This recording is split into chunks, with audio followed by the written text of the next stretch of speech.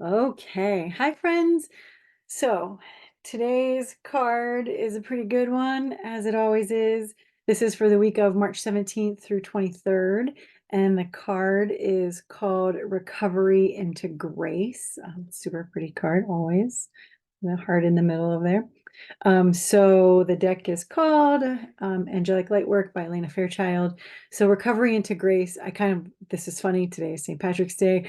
Maybe this is a physical recovery if you had a little too much fun last night celebrating St. Patrick's Day. But for me, this lands a little bit differently. And I think that it's a lot more than a physical recovery.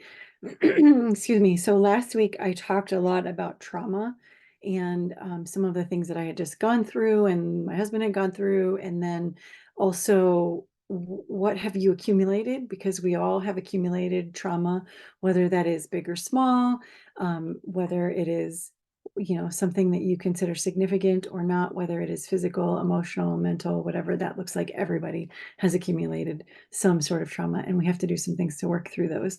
And so, um, what I asked you to do last week was to think about what is that trauma? And then how do we go through healing some of that trauma? How do we grow through it? How do we work through some of that? Whether that might look like talk therapy, maybe that might be some sort of alternative or holistic therapy. And so, where are you? What did you think about? What did you do? What are you willing to do to try to work through and grow through some of those things?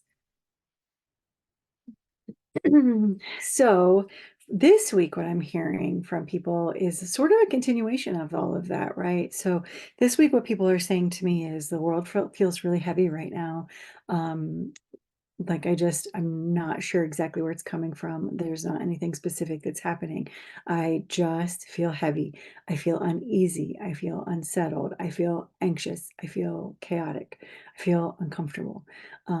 So the world is feeling heavy right now. That's fair. It's what's happening. And so when you put that on top of what I asked you to do last week, which is think about those traumas, it might be escalating some of those things. So the point being, what now? What do we do about that?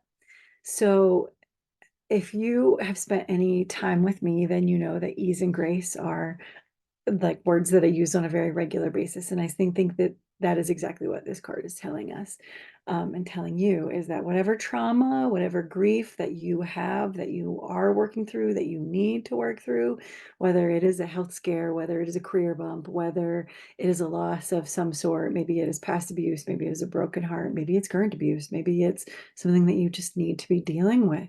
I think what this card is telling you is that you have the right and you deserve to grow through that because that is what will get you to that point of healing. And then eventually happiness and joy, right? Which is what we're ultimately looking for.